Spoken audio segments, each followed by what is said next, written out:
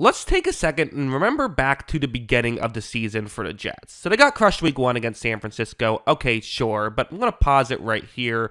I think we kind of forget the Jets did win their next 2 games. They had a blowout win against New England, which, okay, it's New England, but still, that looked optimistic. And even though they would then go to 2-4, their next 3 losses all were kind of excusable. So first, this one, it was a really bad weather game, and despite that, the Jets, with some weird coaching, still found themselves in a situation where they could take the lead with a 50-yard field goal attempt late in the game. However, it would miss. If they made that, they would have been 3-1. Maybe there's hope there, but okay, 2-2. There still is a chance. They didn't have to go to London to play the undefeated Minnesota Vikings, who were 4-0, a game that the Jets were very much in. They were down 6 points. It was a 3rd down and 10, 49 seconds left. If they can get into the end zone here, they probably win the game. Of course, Aaron Rodgers would throw this pick. Stephon Gilmore with a great interception there. Hard to blame Rodgers too much. That was a great play. And even here, so you're going to see Rodgers throw the ball down the field. This was the following week. The 2-3 Jets now at home are still just down 3 points to the Bills. If they can hit on a big completion right here on a 3rd and 16, they can, worst case scenario, tie the game and send it to overtime, maybe get a touchdown and win it in regulation.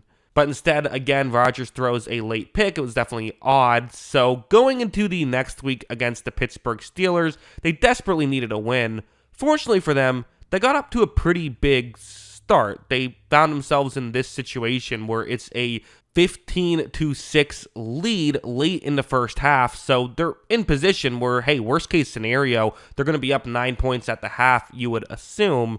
But here you would see Aaron Rodgers throw the interception that would ultimately allow the Steelers to get back in it, as they were able to score on that drive.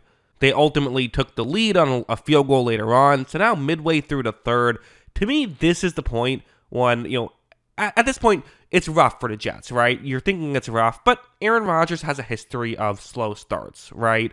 2-4 is far from a death sentence in the NFL. You can definitely turn things around, especially with 7 wild card spots right now. The Bengals started off 4-8 and still nearly made the playoffs. If they just won one more game, they would have made the playoffs. So you can make a comeback if you can get things going, and we're wondering if the Jets are going to do that. But here, down a point, Rodgers takes a snap. He's going to look to, this is Garrett Wilson, his number 1 wide receiver. Remember, they traded for Devontae Adams, so they have him now. Wilson is open. You can gain a big, play right here. Try to get a drive going to potentially take the lead.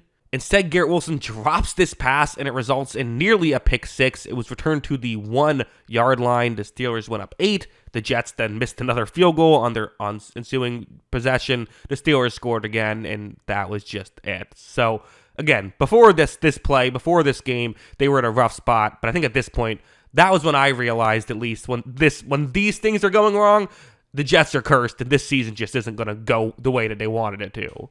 Hey, thanks for watching to the end of that video. I do appreciate it. If you want to see my other channel, Jackson Kruger Movies, where I talk about movies, give some film reviews and stuff like that of a different kind, if that seems like your kind of thing, the link is in the description below for that, as is the link for my Twitter account.